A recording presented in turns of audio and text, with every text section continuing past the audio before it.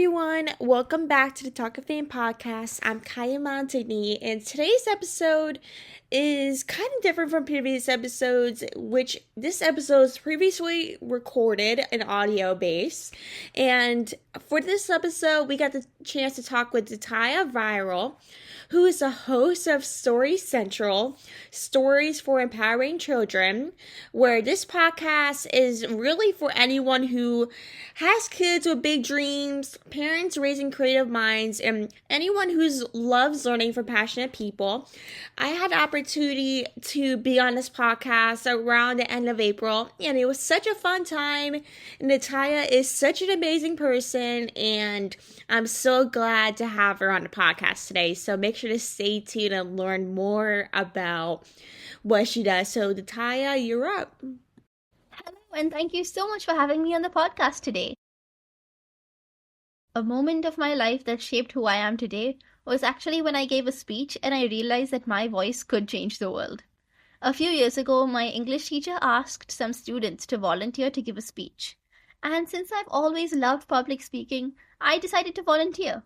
And we could pick any topic we wanted. So I picked a topic that had always been really close to my heart: animal rights.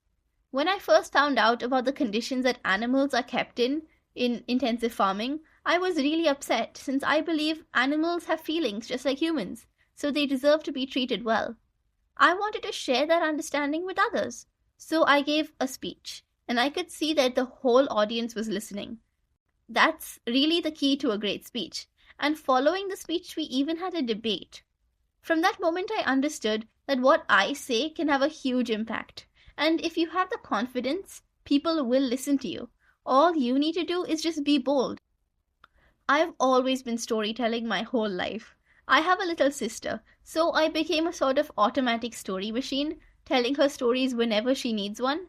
And I didn't want to make the classic princess in distress and needs a prince to save her type of story, which I always heard. And there were many other types of stories that enforced negative stereotypes. I wanted to make stories that would actually teach children skills that would help them in the 21st century, like financial literacy or kindness. I thought that we need to make these concepts simple and fun so that kids actually learn them, so they grow up to be future ready. That's what led me to start Story Central. When I was a child, and even right now, I love reading. When I was a child, I especially loved the Rainbow Magic book series. It was so fun and interesting. There would be fairies, and they had to rescue magical objects from these evil goblins. I especially liked it because the plots were always interesting, at least for the younger version of me, and it was always fun and magical, and I like things when they're quite captivating. If my life was a storybook, I would suggest you pick it off the shelves right now and start reading it. It would probably be called My Life in My Mic, or Meet the Girl Who's Rocking the World. Coming up with ideas for stories is really a fun part of the process.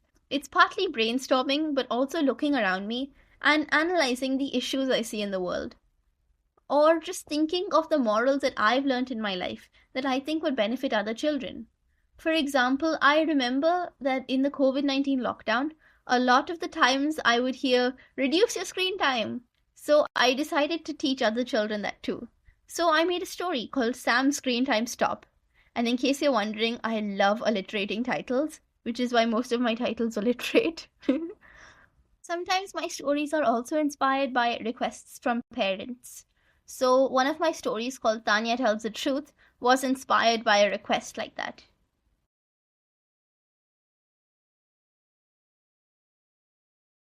My favorite part about being a podcaster? There are so many. I think podcasting is a great way to see how my voice can actually make change, and it has a real impact. It's really a great joy when I see parents or children and they come and tell me that they love my stories. I love it when I see that my voice can actually do something, like when I'm actually teaching a young child some financial literacy skills, for example. Another really surprising incident that actually is one of my favorite parts of being a podcaster was when I found out that I actually inspired a little girl and she really wanted to be a podcaster too. Whenever I ask a guest what they think their career would be, if they went doing what they're doing right now, I always get a very surprising range of answers. For instance, Max Fosh, a comedian and YouTuber, told me that he thinks he would work in the insurance industry if he wasn't a comedian. And that's really surprising. Also, whenever I reach out to people I really look up to and they get back to me expressing interest, I'm always overjoyed and surprised. If you want to start a podcast but you feel nervous, I would say just go for it. I hadn't done a single podcasting class or course when I started off, and it's really a learning experience, which you'll never forget. It's awesome. And also remember that you should stay true to yourself and your audience when making content. Authenticity can go a long way. Always remember to take feedback from your audience and make the best content you can. Because if your content's great, then everyone's going to love listening to your podcast. There's no need to be nervous. You'll figure it out as you go. Thank you so much for having me on the podcast, Kylie. It was really a great experience. Thank you so much and goodbye.